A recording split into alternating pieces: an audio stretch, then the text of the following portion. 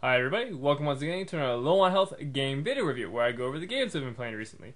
For this particular batch of games here, what I decided to do is I played through Dragon Age 2 on the PC, and what I wanted to do was also pull up my old Dragon Age review that I did for the 360. Of course, that was back when Low on Health used to be an actual website with typed up reviews and whatnot.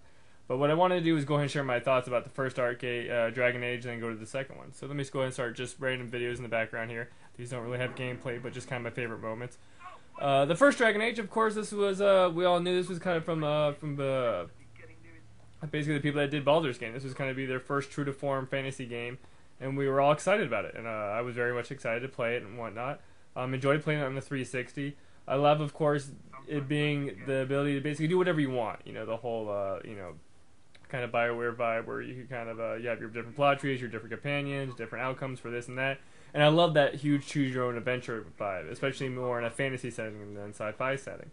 The first Dragon Age, controls and everything were great. Design was great. It was a big overarching kind of scope, a big story, which I liked. You know, kind of a big, dark evil coming and whatnot. And you're kind of getting your forces together and exploring.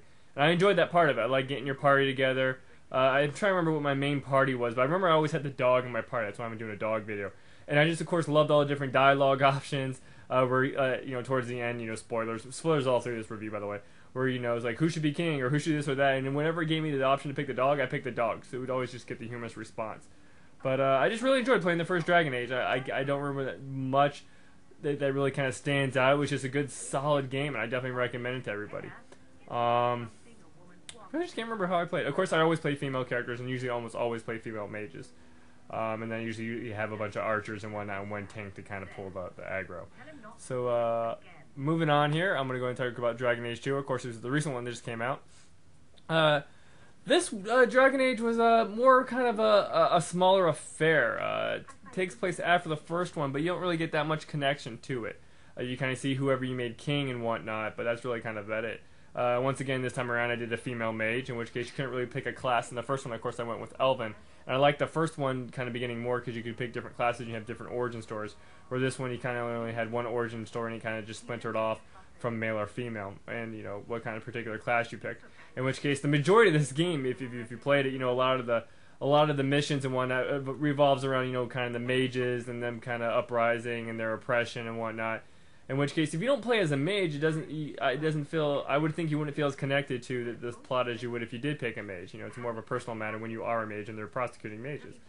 The gameplay is solid. The design, for me, it felt kind of just scaled down. I mean, you really only have maybe 12 different zones you can go to, so it feels like very much a smaller affair. It's not kind of an overarching, evil, dreads taking over the land. In which case, for me personally, the game was over. Which this is Meryl right here, and I love Meryl to death. My main group was Varric, Meryl, and Isabella, and I kept Varric in my party because if you've played the demo, he's kind of the main storyteller, and if he isn't in your party, how can he tell the story? It kind of doesn't make any sense, so that's why I kept him in my party.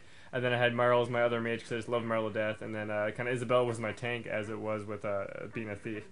But I kind of just played a mage and whatnot, did a lot of AoE effects, and pretty much just kind of played it that way.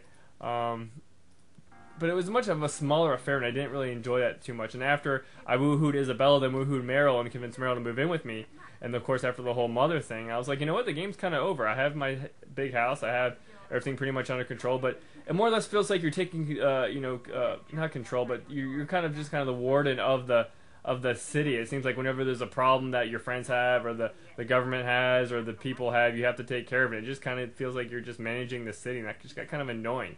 It also does time jumps, in which case, usually I love time jumps in anime and video games and whatnot, but in this particular case, it just felt kind of hackneyed.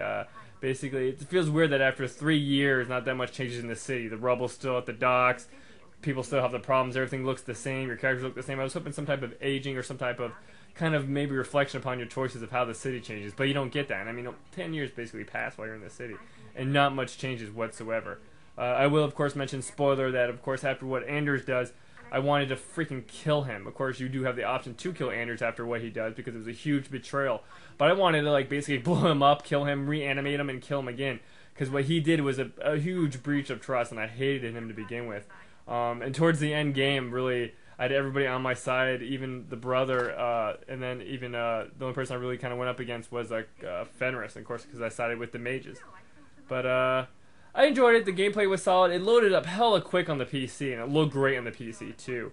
But, you know, compared to the first one, I just didn't like the story or the kind of design, the smaller scale of it. But still a solid, fun fantasy RPG, and I recommend it to everybody that loved playing the first one. But, other than that, that's kind of really about it. As always, I'd like to thank you guys for watching, and I'll catch you next time.